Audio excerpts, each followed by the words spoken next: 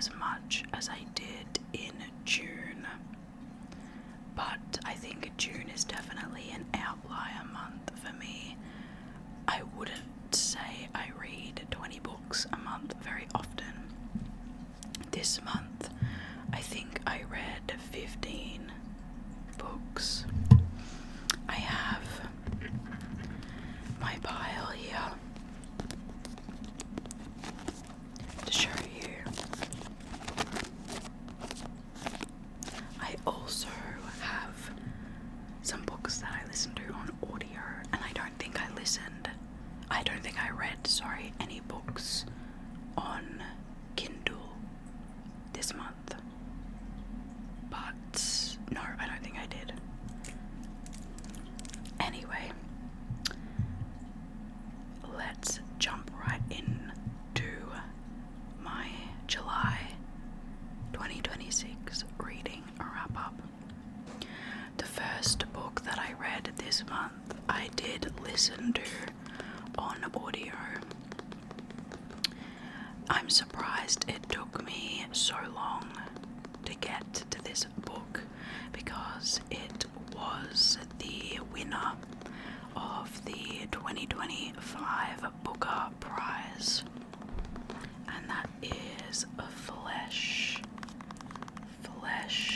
by David, I think it's Sasley or Sasley.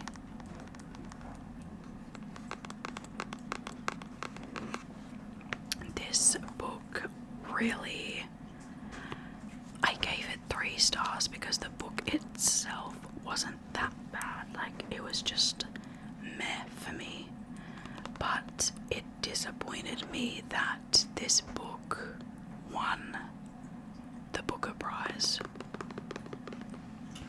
I think, unfortunately, it didn't really have anything sort of philosophical to say, which is normally what you would expect of a Booker Prize winner, or really any literary fiction winner.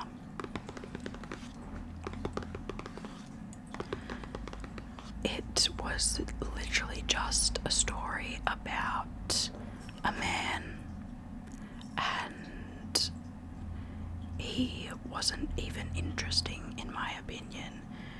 He was so emotionally immature. He was just completely devoid of any emotion, and I think the book would have been so much better if he had been expressing his emotions, or even if the reader was given insight to what he was feeling as the book was going along, which we weren't.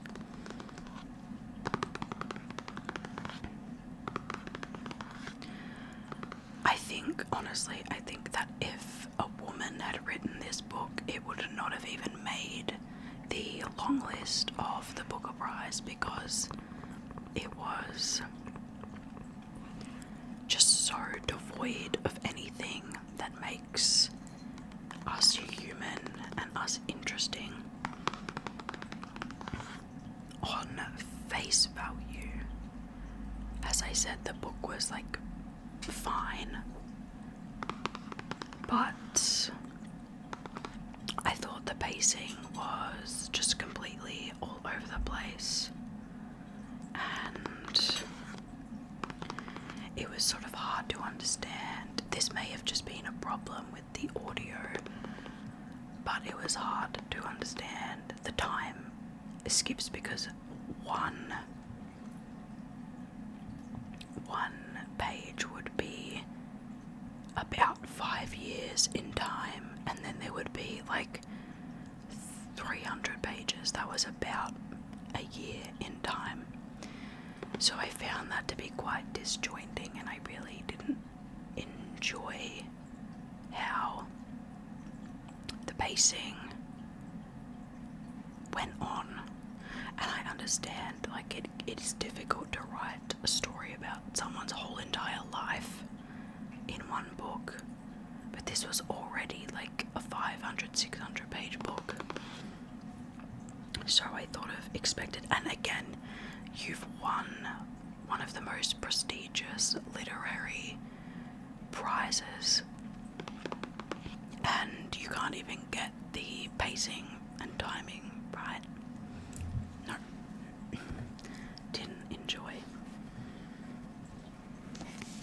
The next book that I read this month is called Nova Scotia House by Charlie Porter.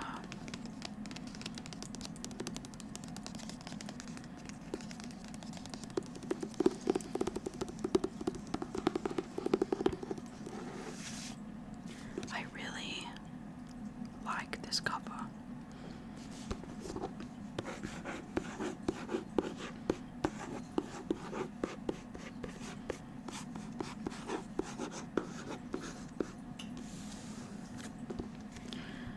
This one I gave 3.5 stars.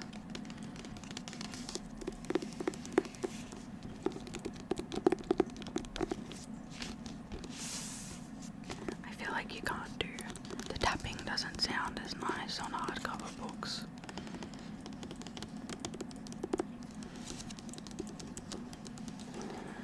I really liked what this book was trying to do, but I think there were certain points where it missed the mark for me. It was trying to tell a deeply sort of emotional love story about two gay men in the AIDS crisis in England in the 90s.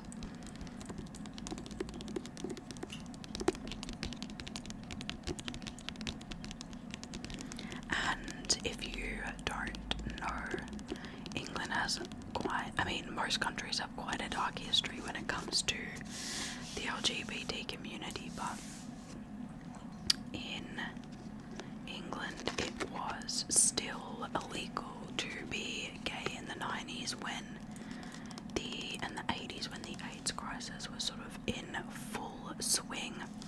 So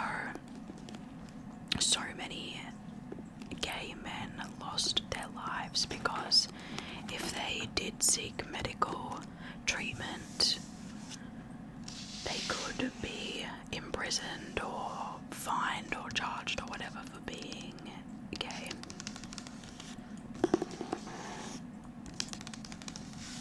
I think what this book did really well was sort of highlighting the impact that these laws had on the community and how many lives were lost. At the end of the book, there are sort of some real banners included where community groups would sort of honour their friends or loved ones that they'd lost due to HIV or AIDS, and it was really touching. So I thought that sense of community was portrayed really well in this book. I found it's quite poetic, but it's quite also repetitive, and I found the repetitive nature to really fit with the prose sometimes, but other times to be too much. I think there could have been sort of a nicer balance between storytelling and prose.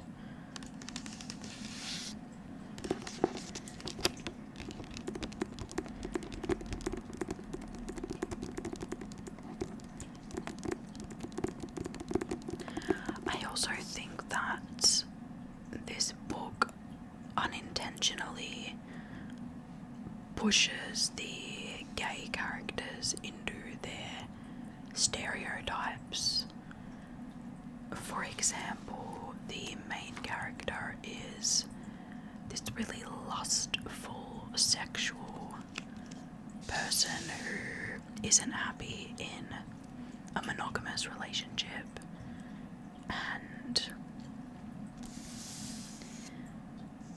I don't know if that was I don't think it was intentional.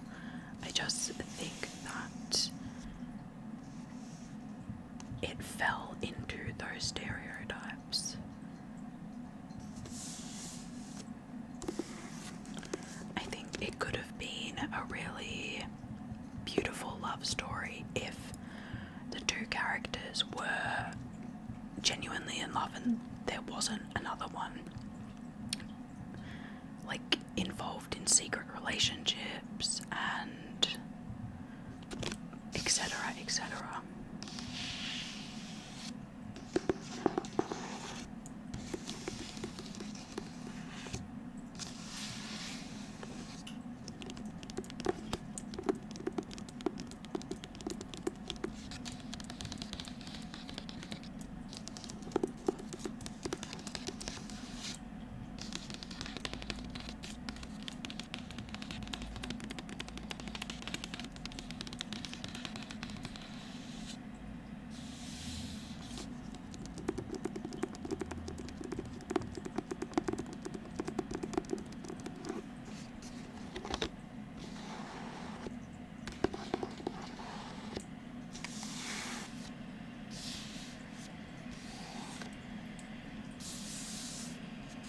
Overall though, I did enjoy this book.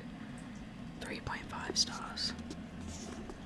And there were certain lines and stuff that hit really hard. The next book I read was also a prize winner. This is Theory and Practice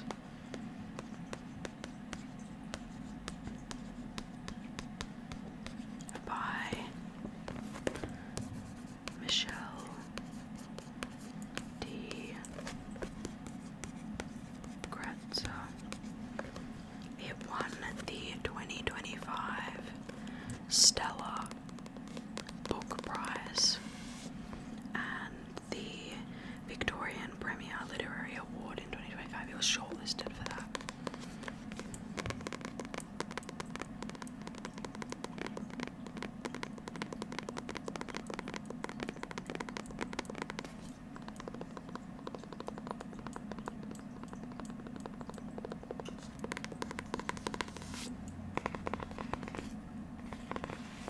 I really enjoyed this book actually. I had no idea what I was stepping into, but I ended up really, really enjoying it. And I think it deserved the win.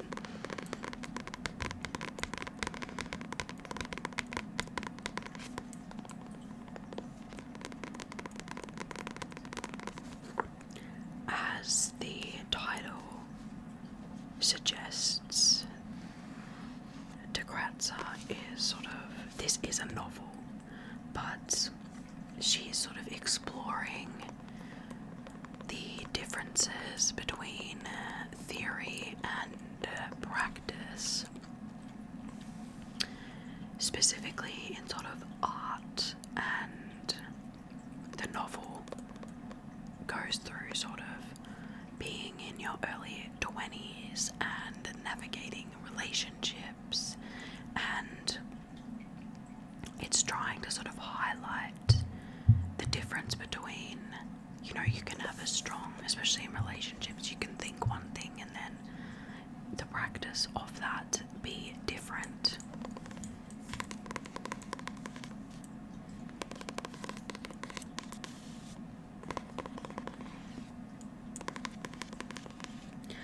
And I think, the whole idea that this book is trying to get across is that in theory things can be a certain way, or supposed to do a certain thing, but in reality and in practice, life is messy and it doesn't always go the way that it seems like it should, or the theory tells you that it will.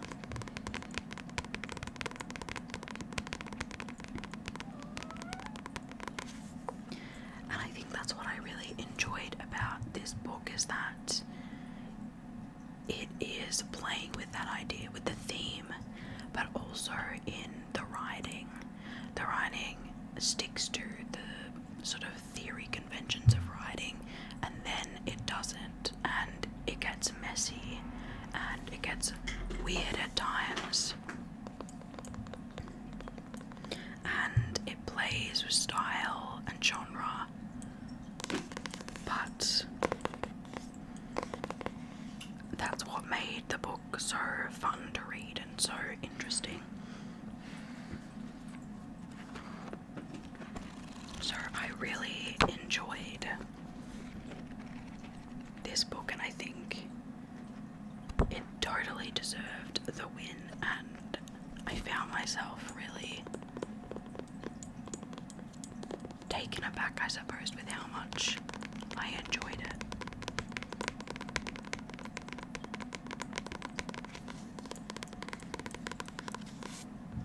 I gave it 4 stars.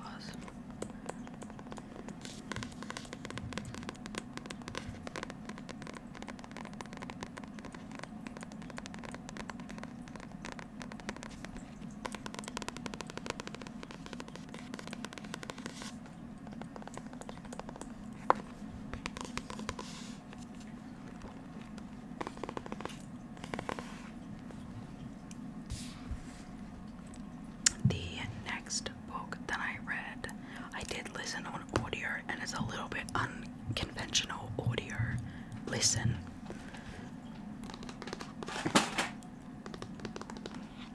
Sorry, my cats are messing around in the background.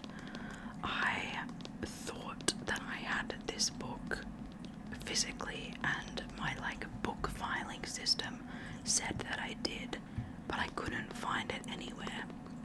I still wanted to read it because of reasons you'll find out later. And that is the Iliad by Homer.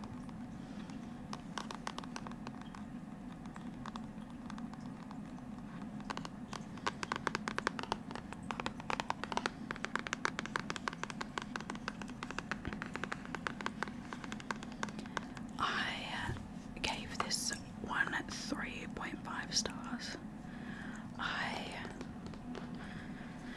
I needed to think about it when I finished it, and it took me a while to fully comprehend everything that was happening, but I did enjoy it. And I mean, it's a classic. Essentially, if you don't know, the Iliad follows the last, I don't know how many days of the Trojan War, a 10-year war. So we're sort of jumping in right at the end, but it was actually quite funny. I wasn't expecting to find it so funny, and I was quite entertained by the gods and their shenanigans, defying Zeus and helping people when they weren't supposed to, and things like that. And I thought they were quite mischievous in that way, so it was really interesting to read. I mean, there were sections that I found quite boring towards the middle, but the ending, I was gripping onto my seat. It was, I mean, it feels funny because it's 3,000 years old, but it was so interesting, and I could really see how this was quite popular as a play, and how the comedy, tragedy type elements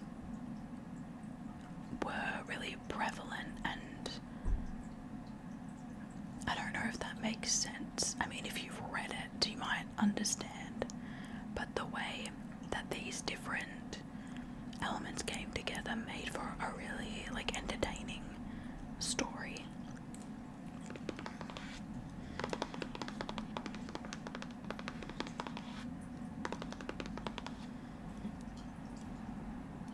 I don't have much else to say about it other than like I do actually recommend people read it because it's, in terms of classics, I'm not always the biggest fan. Sometimes I find them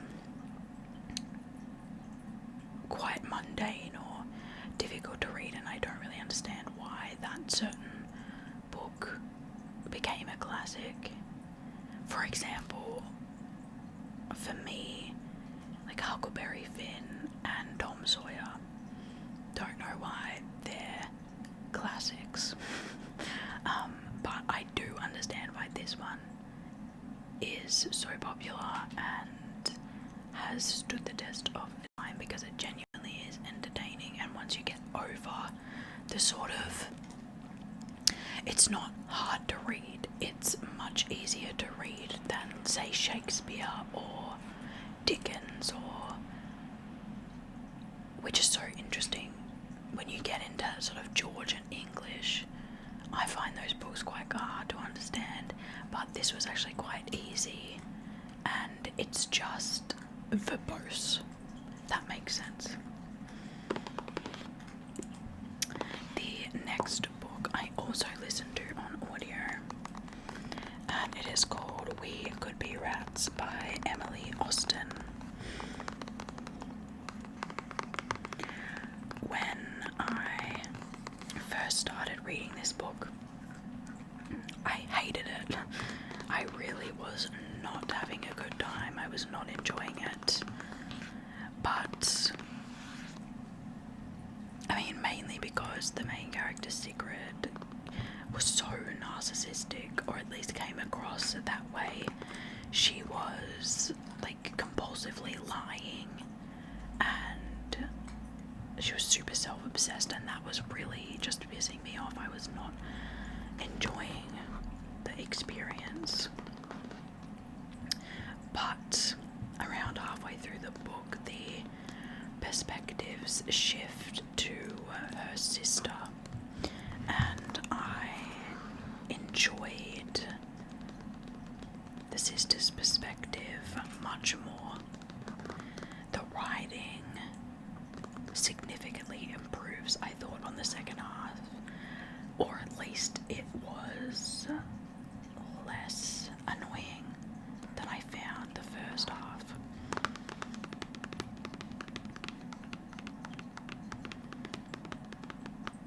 We find, I can't say because it's a spoiler, but we find something out in the second half of this book, and that's when I sort of had a light bulb moment.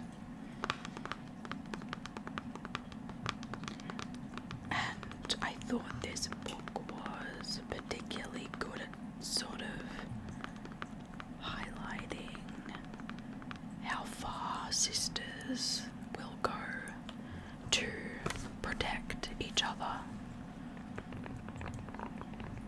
and help each other despite their differences or grievances or complicated relationships.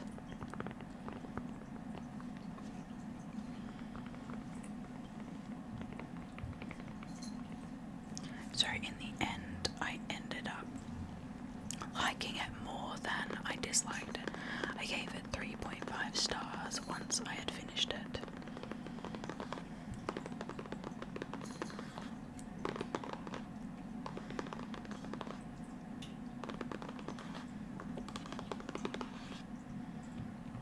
The next book I read was also on audio, and it's called Don't Burn Anyone at the Stake Today by Naomi Alderman.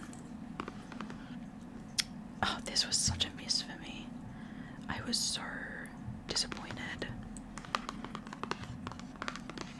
it's quite a short book, and I feel like I never say this, but I genuinely think the book could have benefited from being longer. I was interested at what Alderman was trying to say. Essentially, this book is about living through an information crisis, and I thought the book is maybe like 150 pages long, but she's trying to cover way too much to the point where she cuts off her own thoughts. She kept saying things like, I could discuss this for hours, or I have so much more to say. And I was like, so do it. Don't cut yourself off, and don't say, I could talk about this for hours, and then leave your thoughts half finished, because it just ended up being such an underbaked book. If she had taken out like half of the topics that she wanted to talk about and continued the thoughts on the others that she left in, it would have been way better and more comprehensive and more well researched. Like, just to give you an idea of what she's trying to cover in this book, she's trying to cover linguistics, history, internet etiquette, information crises, sociology, politics, tribalism, and all these other complicated and long topics. But because she's trying to cover so much, she just ends up not going into depth for any of the things that she's talking about. Just one or two thoughts about the topic, and then we move on. There's no analysis or critique or evidence other than her own experience, which I thought was really ironic, because there's a whole section in the book about how lived experience is both important, but also people struggle to understand that just because your lived experience is one way doesn't mean that that is the statistical truth, or that other people don't experience different things. So I found that quite disappointing, and Alderman mentions throughout the book that she gets a lot of her thoughts and ideas, or a lot of the things she's talking about, are expanded upon in Neil Postman's book, Amusing Ourselves to Death, which I do have. I'm just yet to read. And by her own admission, it seems that his book talks about all of these things a lot better than her book, so I'm just gonna read his book. I ended up giving that book 2 stars because it was disappointing. The next book that I read this month is called A Wisdom of Age by Jacinda Parsons.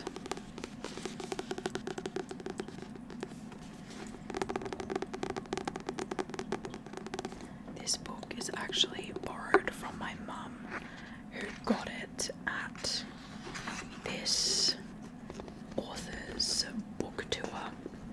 She got it signed and everything. I don't know if you can see that, which is pretty cool.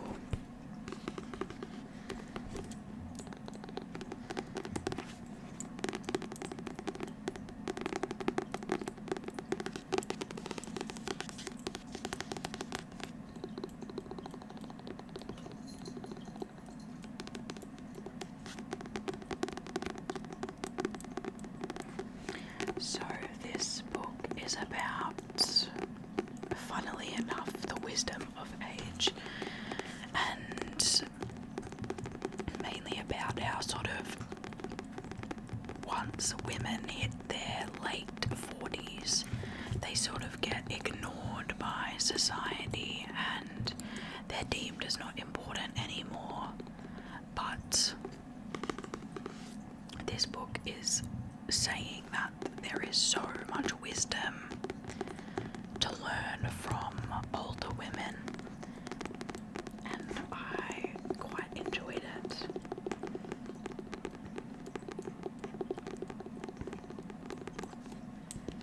I think there is something so powerful about women who are no longer deemed as quote-unquote useful by the patriarchy, and they have so much information and wisdom that can be shared and learned from younger women. And these older women just don't. They are fully in control because there's no sort of systemic thing telling them they need to be a certain way anymore, because that systemic thing doesn't care. And I thought this book did a really good job of sort of highlighting the power that these older women have.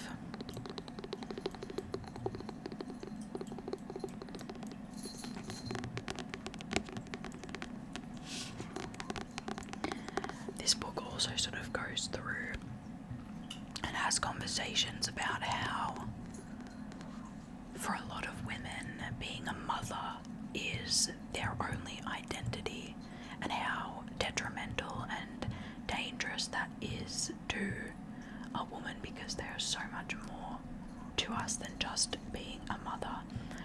And women who sort of, the motherhood being their only identity can really detriment their mental health if something happens to their child, or when their child is not a child anymore, they're an adult, and now these women don't have an identity anymore. So it discusses the importance of being someone before having kids and knowing who you are, rather than being a mum is the only thing that you are. And I really liked that.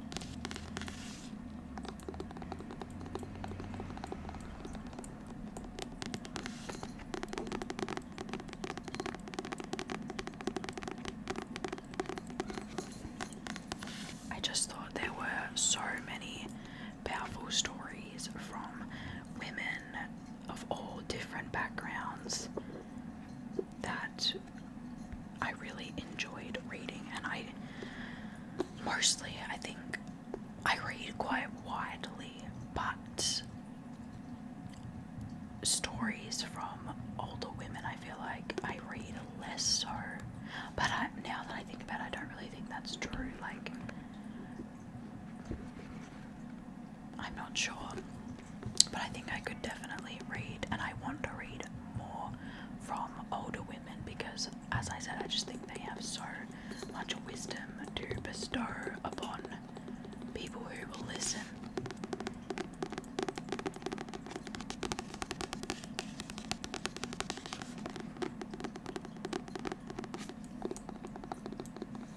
So I gave this one 4 stars. The next book I read this month is so niche. I'm gonna discuss it really, really briefly. But essentially, one of Australia's ex-Prime Ministers, Kevin Rudd, is he has a PhD in China studies, and I read his PhD. It's called On Xi Jinping: How Xi's Marxist Nationalism is Shaping China and the World. I didn't expect to be reading a PhD for fun, especially because this is like 800 words, but I gave it 3.75 stars. It's incredibly academic. It took me like a month to read. I enjoyed it, but it being a PhD, it's quite dry, and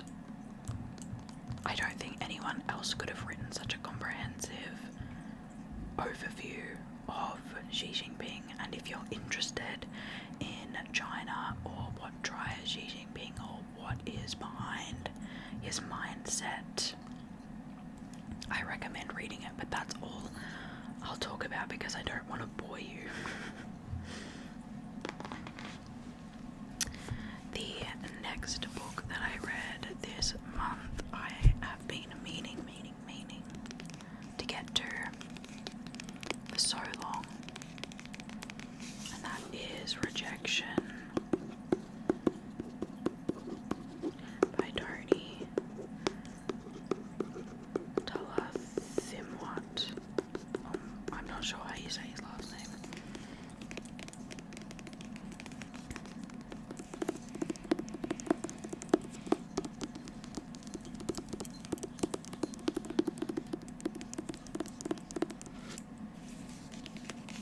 This book is so strange, but I loved it.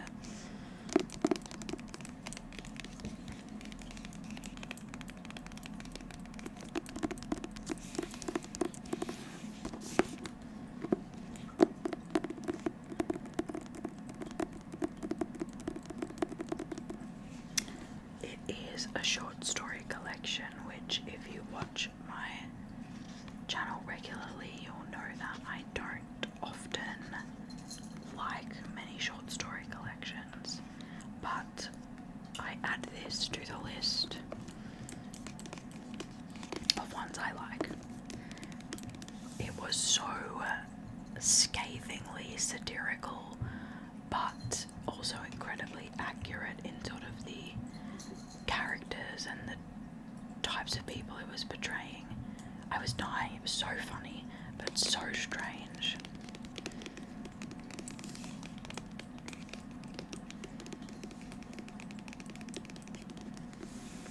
I think the fellow chronically online girlies will eat this book up, especially because pretty much every character you will encounter on your journey on the internet.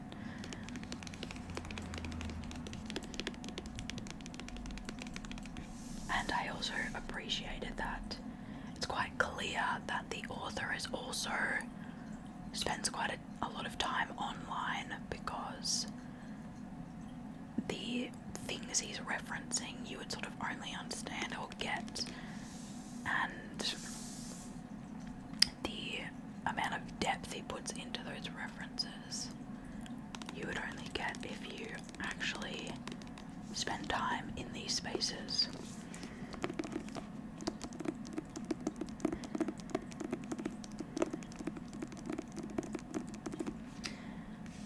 The overlying or overarching theme of this book is obviously rejection.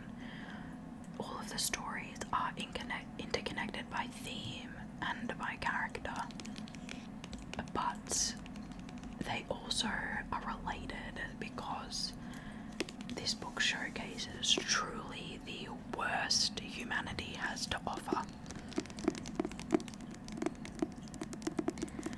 Absolutely nothing about pretty much all of the characters was pleasant, yet you still walk away feeling quite quite empathetic towards them and sympathetic.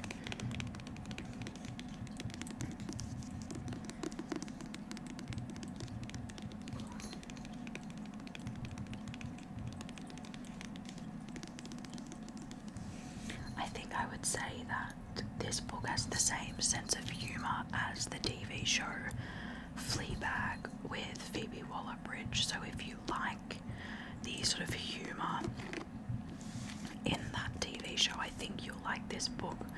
But be warned that this book is so strange. And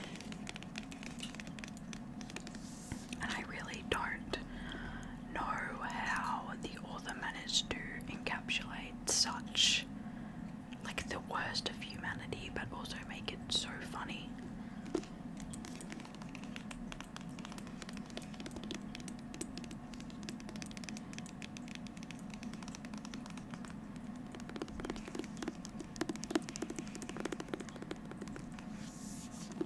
I gave this one 5 stars. I loved it. The next book I read is a bit random. This is also a book borrowed from my mum. I didn't know what I was walking into when I started reading it, but it is called Leading from the Dreaming.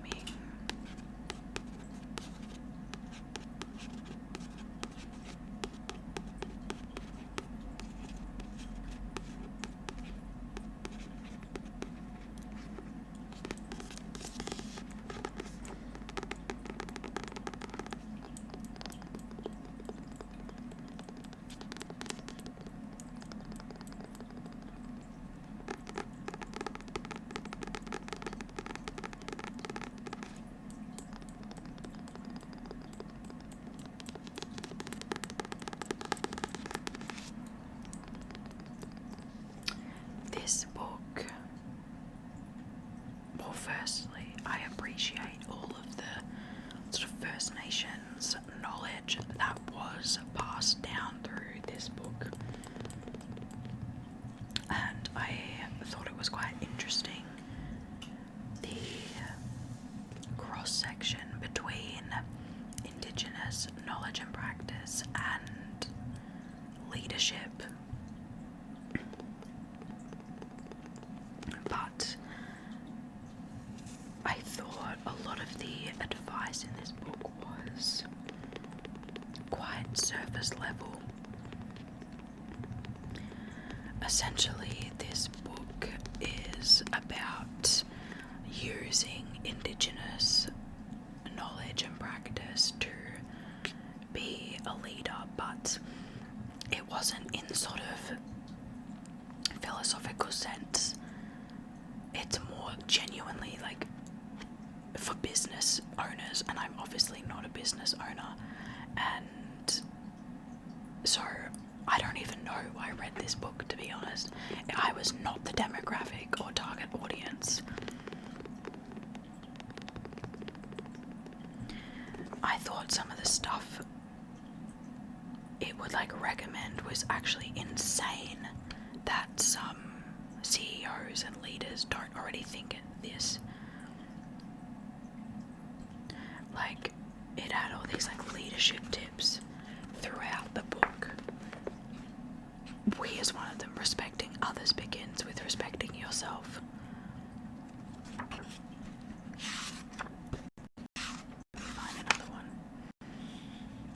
Be aware of understanding and address your unconscious biases as well as those within your team. Champion diversity. Walk the talk in everything you do, especially with relation to values. Like, no shit. I don't know. I just thought, as I said, all of the advice was quite surface level, and anyone who doesn't already think these things that are in this book, it's like basic humanity. If you don't think these things, you're a psycho.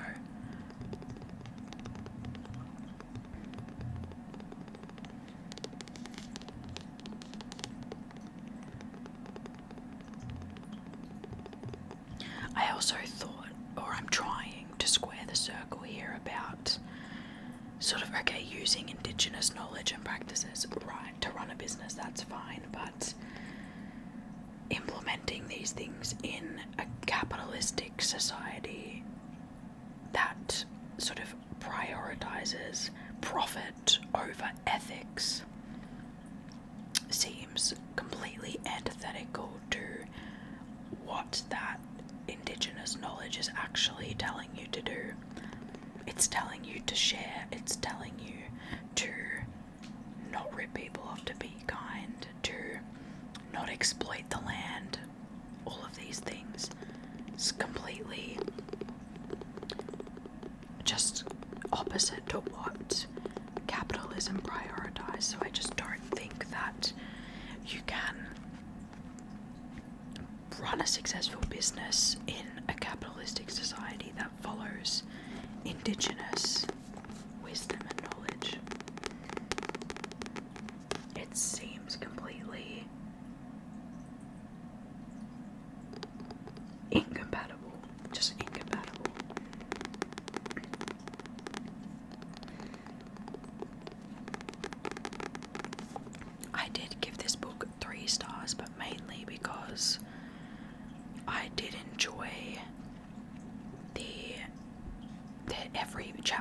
like a story or a way that like respect or leadership or whatever interconnects all the indigenous knowledge behind it. So that was the best part for me.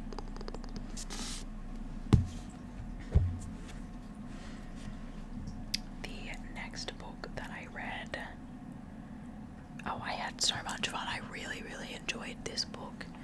Unfortunately, I don't have a physical copy, and I did listen to it on audio because I'm trying not to buy too many books, which is easier said than done. But I read Fruit Fly by Josh Silver.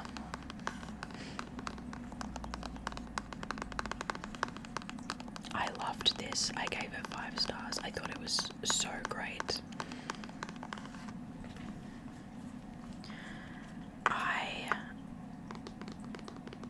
I genuinely have not felt so like thrilled or gripped by a book in so long. I think it did the thriller aspect really well. Essentially, this book is about a woman she's a writer and she's had a hit 8 years ago, a bestseller, but she hasn't written a book since then, and she's really trying to find and grasp on to her next book idea that will also be a bestseller. And she meets this young gay man who is homeless and addicted to drugs and uses prostitution to get money. And the story follows her following him, writing about him as the bestseller. And her husband is a piece of shit and is interfering and trying to make her seem insane. So all these different things going on. I thought it was so interesting and so well done. Genuinely, I listened to the whole thing in a day, and I had something to do that day, and I ended up running late because I was listening to it and I couldn't put it down. It was so good. I would definitely say this isn't for the faint of heart. There are some really intense topics, but I think it was handled really well, and it was quite a unique thriller in the sense that it didn't have the traditional like horror aspects, but it was still quite thrilling to read. I really loved the sort of criticisms on the publishing industry as well. I always eat those up anytime they're included in a book.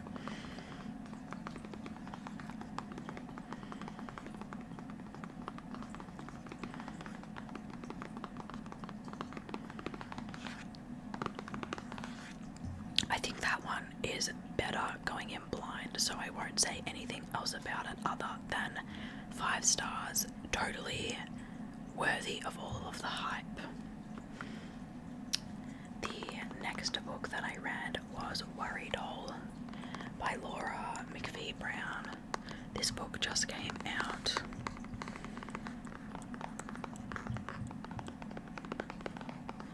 This one was a bit mid for me. I gave it 2.75 stars. I felt like 3 stars was too high, but 2.5 was too harsh. And I think the main issue I had with this is that it really straddled the line between weird girl lit and just normal fiction. It's trying to be weird and strange and uncomfortable, but it just really didn't go far enough to be those things, at least for me. And maybe it's my fault because I am a big reader of the weird girl lit genre. It didn't do it for me. It wasn't weird enough.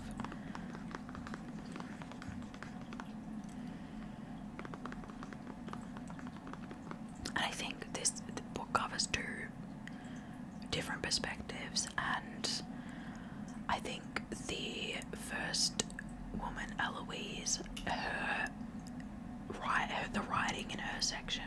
was much stronger than the second girl, Lacey. And I genuinely think that the book would have been better and more interesting if it had stayed with Eloise's perspective the whole time. And I'm not sure whether it's just because this month I've read quite a few different perspective books, but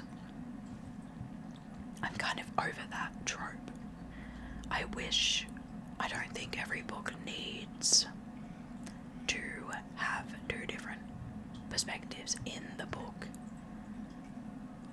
I think some of them would be so much stronger if they just stuck with the first person and finished the story in their perspective.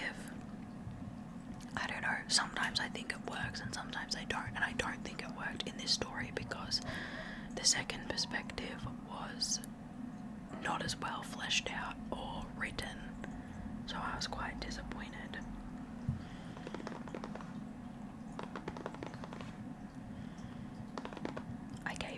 I think I already said I gave it 2.75 stars.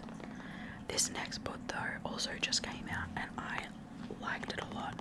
It's called Hello Limerence. Hello Limerence by Momo Yamaguchi.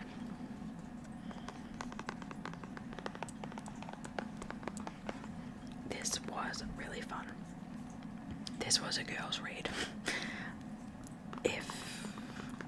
I don't know, it's kind of a bit for like the little bit psycho girls, because it was a little bit psycho, but I thought it was so much fun and it was very funny. It was very Gen Z humor, which I really enjoyed because I am Gen Z, obviously. I was giggling the whole time I was listening to this. I was not expecting to be so charmed by the book, but the sort of delulu nature of the main character, Mika, was just really funny. I think if you do read this book, don't take it too seriously. I don't think it's meant to be a serious book, it's just meant to be a bit of fun, and I thought it definitely was.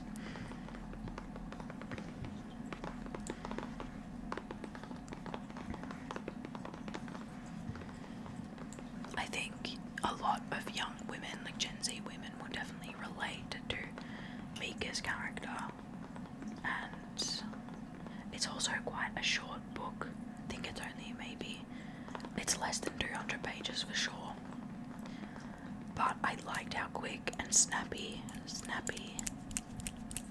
it was. And again, it was just so funny. Essentially, it follows the main character, as I said, Mika, and she has a pretty troubled love life, but she meets a guy and falls head over heels for him, and she's convincing herself that he likes her in the same way, and it just follows her absolute delusions in her mind about having a crush. And I think Limerence is the perfect descriptor for what this book is. You couldn't have come up with a better title.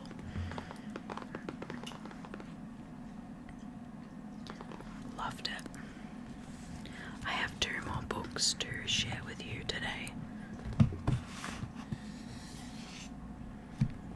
The first one will explain while I read the Iliad, and that is the Odyssey.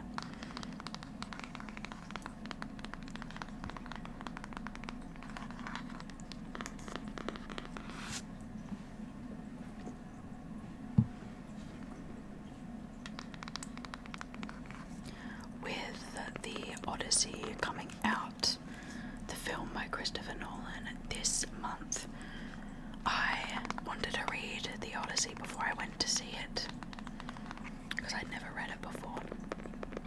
And I picked it up and I got to page 1 and I was like, I should probably read the Iliad, because as I mentioned, the Iliad is the last 50 days or so of the Trojan War, and the Odyssey is the journey that Odysseus takes home.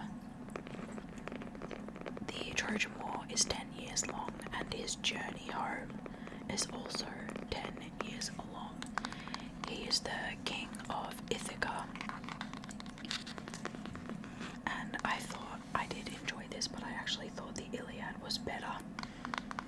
I gave the Iliad 3.5 stars, and I gave this one 3 stars. But I did enjoy this more than I expected. I have this illustrated edition, which is quite a lot smaller than the normal books, but it's because the text is tiny and the pages are massive. But throughout mine are the artworks depicting this is the Cyclops, and as you go through there are all these other artworks for whatever's going on, which I really enjoyed. I really liked that. This book has included whatever artworks were done based on the book. So yeah, I enjoyed this more than I expected. I think, again, as I was saying with the Iliad, the tragedy, comedy characteristics were really coming through, and I was picturing this as like a play, and I can imagine it was a really good play. I would have really enjoyed it.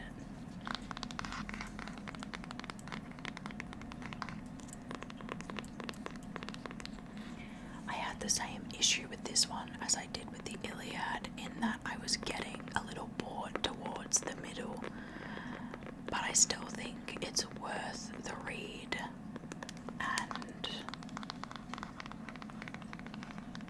I still found it really enjoyable.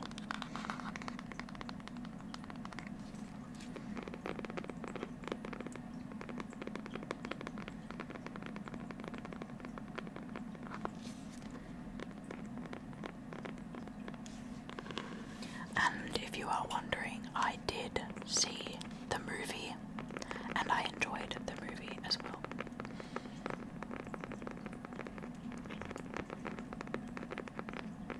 I think I will reread the Odyssey and the Iliad, but the Emily Wilson versions, and I also want to read the Aeneid by Virgil. I'm getting into ancient Greek literature at the moment. I read a bunch in high school. I had to read Oedipus, Medea, Women of Troy. I read this book called Ransom, which is a retelling of just the end of the Trojan War, not as much as the Iliad, but just the very end, when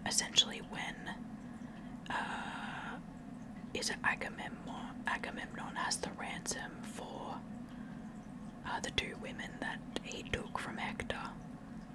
If you've read it, you'll know what I'm talking about, and I don't know why I'm worried about spoiling a 3,000-year-old book. So I have read quite a bit of Greek literature, but I'm in the mood for more.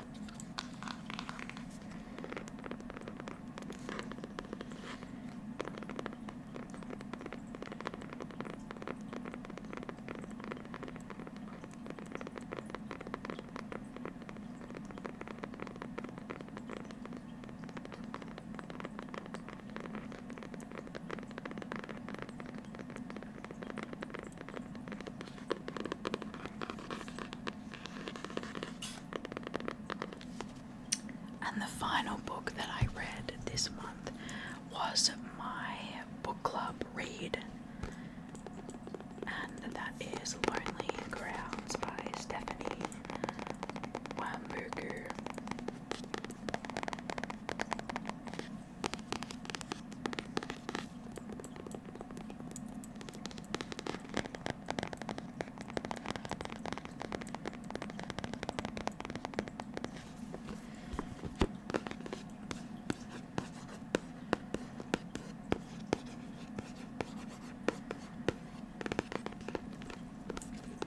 This book just came out in Australia, but I think it's been out in the US for like a year now. I don't know why it took so long. It has been on my radar for quite a while, and it just happened that it was picked for my book club read this month. I gave it 3.5 stars, but mainly because I was expecting a little more from this. I ended up liking it, but the first half for me was such a bore. It was so slow, and sort of a bunch of plot points were introduced that were quite traumatic that didn't actually go anywhere. So I thought that was quite interesting, and these things were like alluded to. They weren't confirmed. So I'm not sure why they were included. Like, it was quite strange. But the second half picked up for me, and I enjoyed them. I enjoyed the second half a lot more.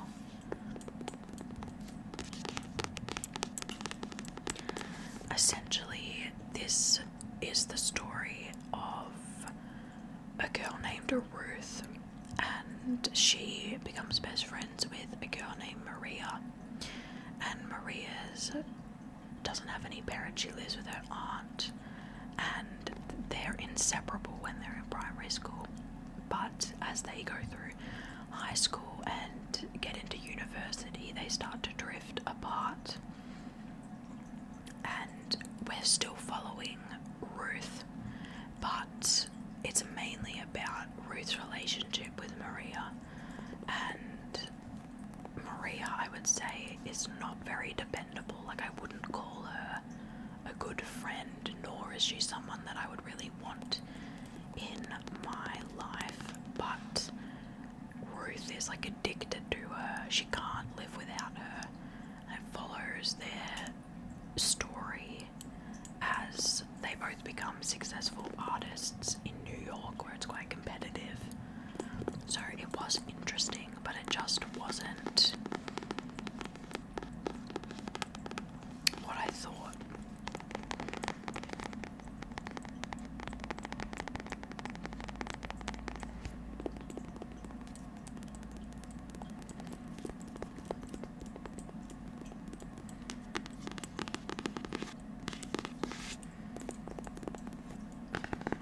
So, as I said, I gave this 3.5 stars. And that is all of the books that I read in the month of July. If you've read any of these books, please let me know. Leave me a comment down below, and also let me know what you read this month. I would love to know whether you loved it or whether you hated it or whether it's just meh for you. Let me know. Don't forget to give this video a thumbs up and subscribe to my channel. And I will see